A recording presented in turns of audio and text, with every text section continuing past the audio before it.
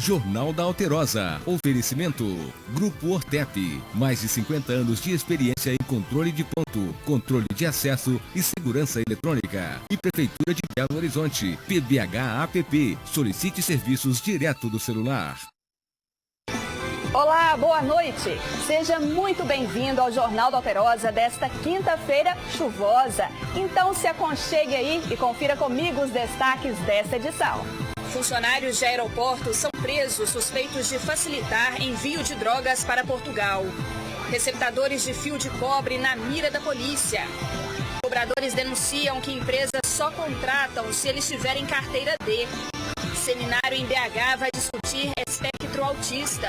E ainda, Cruzeiro empata e treinador Rogério Ceni cai.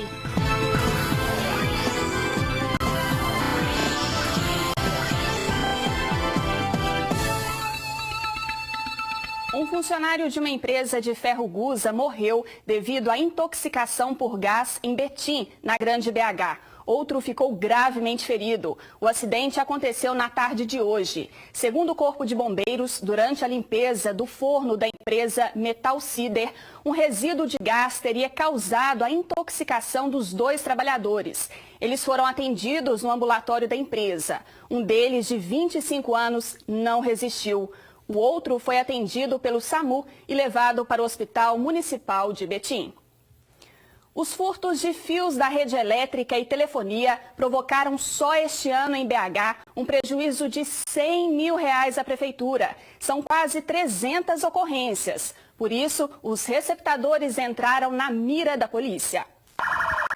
Policiais civis, guarda municipal, fiscais da Receita e técnicos da CEMIG, além de uma empresa de telefonia, saíram cedo em direção aos endereços para cumprimento dos mandados da Justiça.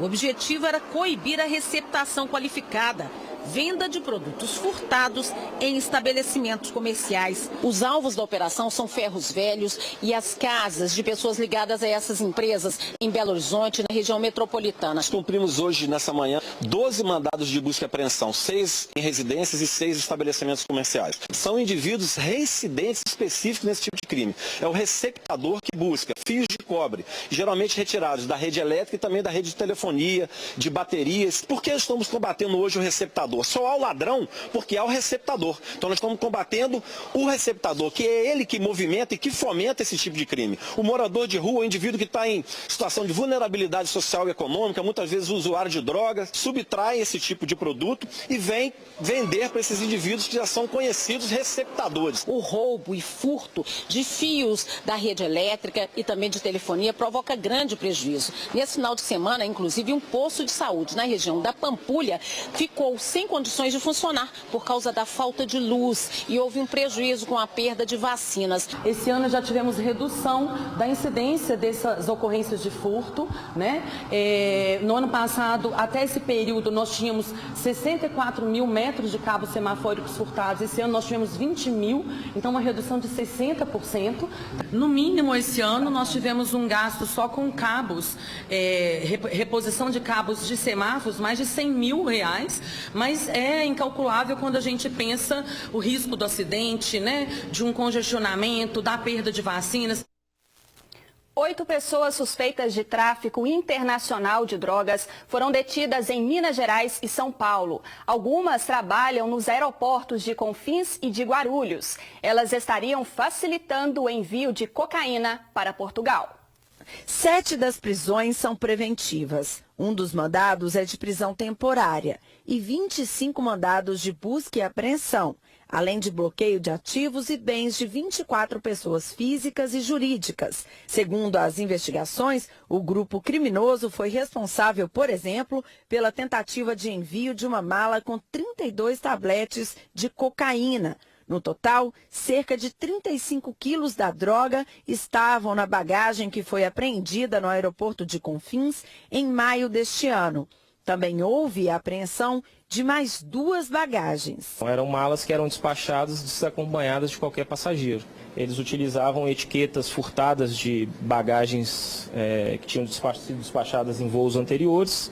Ainda de acordo com a polícia, são suspeitos de integrar a quadrilha funcionários de companhias aéreas e empresas prestadoras de serviços aeroportuários. É relativamente fácil um criminoso se aproximar de qualquer funcionário de companhia aérea, de empresas prestadoras de serviço aeroportuário e oferecer grandes quantias para essa pessoa, muitas vezes apenas ter uma conduta muito simples, né, de fazer uma vista grossa, deixar essa bagagem passar e são valores bem altos. Então eu diria que é uma audácia e não a fragilidade do sistema de controle do aeroporto. Os mandados de hoje estão sendo cumpridos exatamente para a gente coletar maiores informações sobre o grau de complexidade e o alcance desse grupo.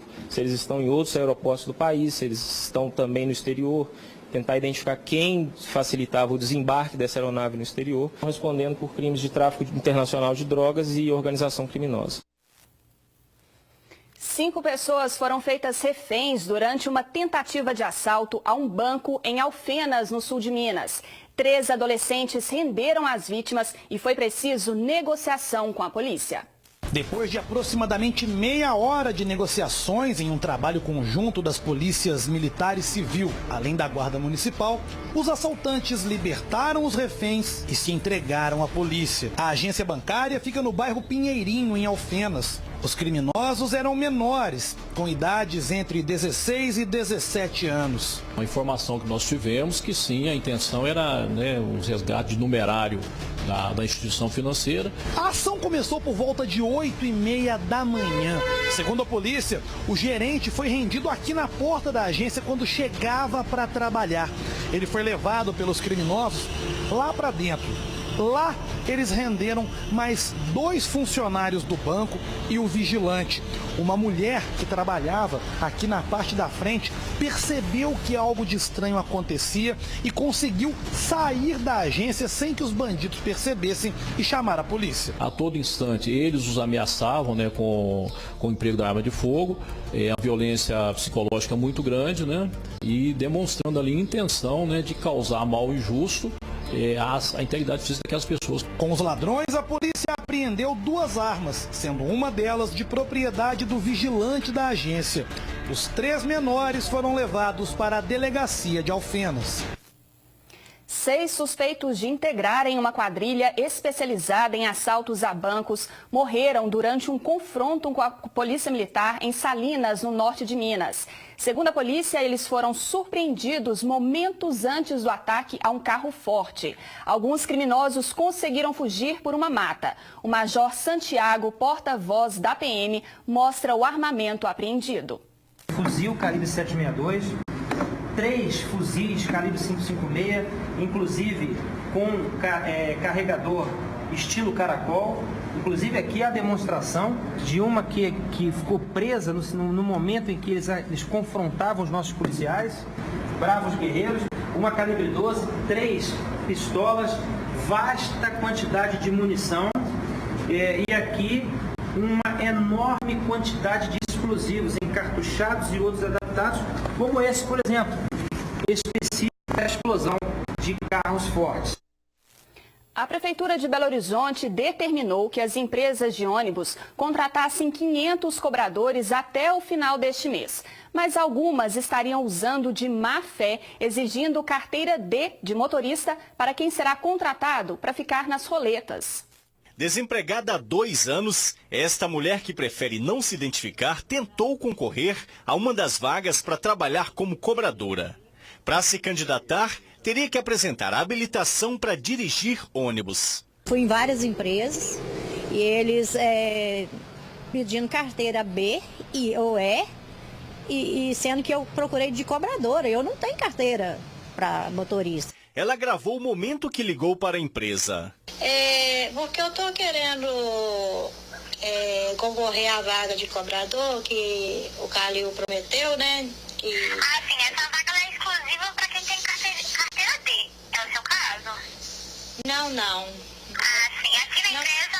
Porque eu quero de cobradora e não de motorista. Sim, mas aqui na empresa a vaga é exclusiva para quem tem categoria D. É para poder novamente jogar os coitados dos cobradores na rua. Aqueles que têm carteira fica e os que não têm vai para a rua de novo. Aí volta essa dupla função novamente que está aí. Nos cartazes que, segundo o movimento Volta Cobrador, estão sendo distribuídos por algumas empresas, entre os requisitos, a indicação da necessidade de ser habilitado na categoria D. Para mim, eles não querem contratar cobrador, eles estão querendo contratar motorista. Quem tem carteira D não vai caçar de cobrador, não vai caçar de motorista. Em agosto, o prefeito de Belo Horizonte exigiu que as empresas contratem até o fim desse mês 500 cobradores, sem desvio de função e de maneira definitiva. Ainda não se sabe quantos foram admitidos, mas não foi nada difícil encontrar ônibus circulando sem cobrador na região do Barreiro, descumprindo a lei que só permite a circulação sem os cobradores de 8 às 6 da manhã. A maioria das linhas aqui no Barreiro tá desse jeito. E o que você faz quando tem só o motorista que tem que cobrar para te ajudar? Infelizmente eu não tenho opção.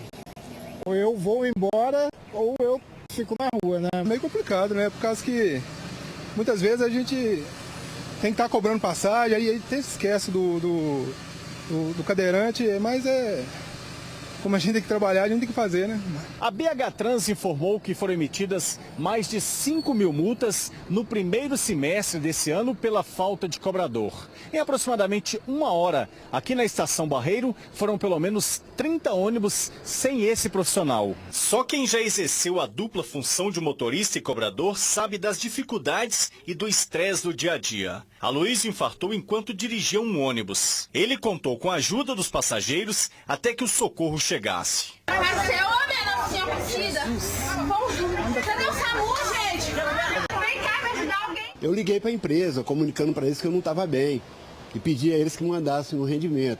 Mas eles disseram que não tinha ninguém para me render. Aí depois disso eu desmaiei e só vim acordar 3 dias no CTI do hospital. Você acha que esse infarto foi provocado por estresse, cansaço físico, por causa dessas duas funções que você fazia? Com certeza, porque antes eu não sentia nada.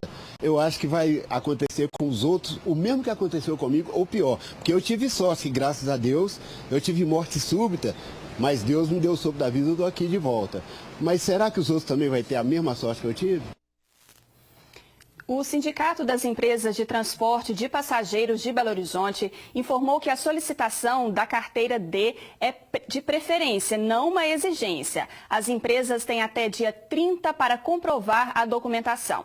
O sindicato disse que orienta as empresas a circularem com os cobradores nos horários determinados pela lei. De acordo com a lei municipal, é necessária a presença de cobradores entre 6 da manhã e 8h30 da noite nos dias úteis. A exceção é para ônibus troncais do BRT, que ligam as estações ao centro. As linhas alimentadoras precisam de cobradores no horário estipulado pela lei. O Senado autorizou a Prefeitura de Belo Horizonte a contratar empréstimos de quase 580 milhões de reais. Os valores devem ser utilizados em melhorias na saúde e mobilidade urbana. São 243 milhões de reais para gestão na saúde, para modernização da saúde, para melhorar tempo de espera, para modernizar, para colocar a parte de modernização. E mais, que são do BID, do Banco Mundial, né? E mais 337 milhões do Banco de Desenvolvimento Latino-Americano. Hoje choveu em toda a Grande BH e é melhor ficar de olho, viu? Porque a Defesa Civil emitiu alerta de raios e fortes rajadas de vento para a capital. E para evitar acidentes e tragédias como Belo Horizonte já viveu em período chuvoso, a Prefeitura anunciou um novo esquema de divulgação de alerta. O mapeamento das áreas consideradas de risco de inundação e também de desmoronamentos de encostas foi apresentado. Na lista das maiores preocupações estão locais onde as inundações provocaram mortes e transtornos históricos. A tecnologia é um dos pontos de destaque no esquema de prevenção traçado. Entre as novidades estão os alertas de risco e de inundação, que serão disparados por meio de mensagens de SMS e pelas telas de TVs. Um aplicativo de trânsito, Waze, também fez parceria com a Prefeitura e irá bloquear nos mapas os locais inundados, redirecionando o motorista para locais mais seguros. As pessoas procuram rotas alternativas e muitas vezes essas rotas alternativas as destinam para áreas em risco. Então, a utilização desse aplicativo ele é muito importante para que as pessoas possam sair das áreas de risco e não sejam destinadas para lá. Passageiros do metrô terão acesso às mesmas informações por meio das telas nas estações de embarque e desembarque. E dentro dos vagões poderão ouvir mensagens de áudio alertando sobre problemas. A mesma dinâmica será usada nos aeroportos. Já sobre as obras de infraestrutura prometidas pela Prefeitura para as regiões que mais preocupam, o secretário informou que algumas já foram iniciadas, mas ainda dependem de tempo para serem concluídas. Outras ainda precisam ser licitadas. A questão da Prudente Moraes, da Francisco Sá e da Silva Lobo, Barão, aqueles três já estão com recurso assegurado para projetos, estão na SUDECAP na fase já de contratação de projetos. A expectativa das autoridades é de não ver cenas como essas novamente e de que as vidas sejam preservadas. Previsão de chuva e os motoristas podem encarar neblina em muitas rodovias, hein? Dito isso, vamos saber o que mais nos reserva a previsão do tempo para toda Minas Gerais nessa sexta-feira.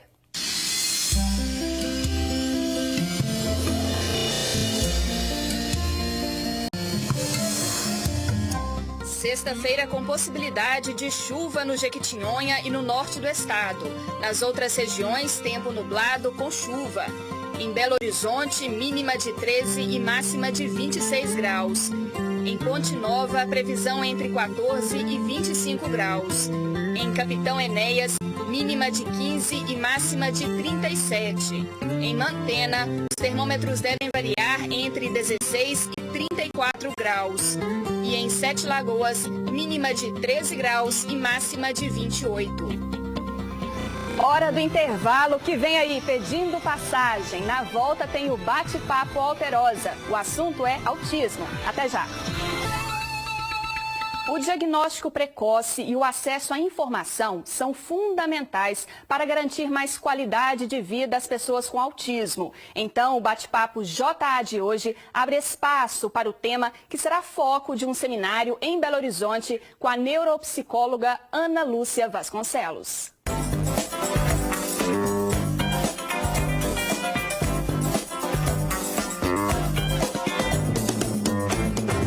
O autismo é um dos transtornos do neurodesenvolvimento, que tem um impacto no comportamento e na comunicação social. Traz várias dificuldades na convivência social e, para isso, precisamos estar atentos aos sinais, desde criança. Normalmente, desde a amamentação já começa a perceber essa questão do contato visual, né? Essa questão do sorriso mais mecânico, tem choro, muito choro, criança chora bastante quando é criancinha, então precisa procurar os profissionais especializados no espectro do autista. Como a senhora disse, não é uma doença, mas precisa de um acompanhamento. Sim, precisa de um acompanhamento. Como não é doença, não tem medicação para autismo. O autismo não tem cura.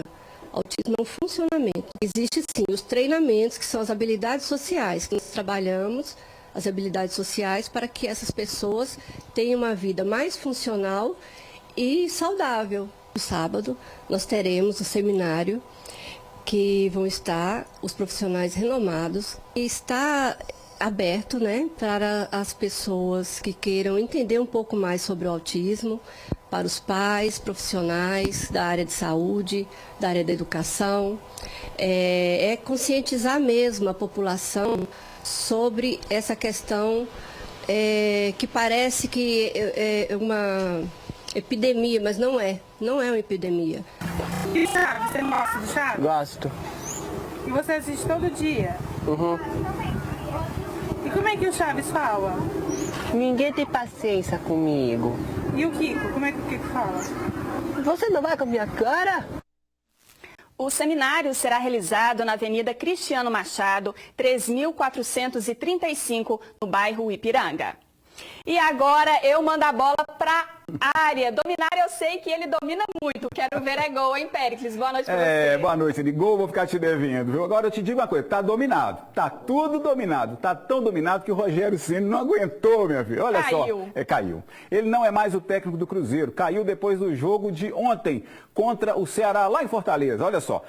Depois do empate por 0-0, teve uma conversa no vestiário e o treinador não gostou. A delegação voltou para BH e ele acabou deixando o comando da Raposa. O time, no último jogo sob o comando de Rogério Ceni, fez um bom primeiro tempo e podia até ter fechado a etapa inicial, vencendo por 1 ou mais gols de diferença. Mas os erros de pontaria falaram bem mais alto, viu? No segundo tempo a coisa desandou. O treinador mexeu no time, mexeu mal e o Cruzeiro se perdeu em campo. Fábio, mais uma vez, foi o salvador da pátria. O placar ficou no 0-0. E lá vai o Cruzeiro em busca de novo treinador. Dorival Júnior teria sido procurado para assumir a vaga de Ceni, mas ele vai fazer uma cirurgia e garante: não vai dirigir time nenhum este ano. Cuca, que saiu do São Paulo, é uma opção, Marcelo Oliveira, outra, e até o Filipão foi cogitado. Tudo é possível. Já o Atlético, que vem de 6 derrotas seguidas no Campeonato Brasileiro, entra em campo daqui a pouquinho. Mas a partida, às 9h30 no Mineirão, vale pela Copa Sul-Americana. Agora eu passo a bola para você, viu? Bela Denise, que é fera. Muito obrigada. Encerramos por aqui. Boa noite para você. Isso. Tchau. Até amanhã. Boa noite. Até amanhã.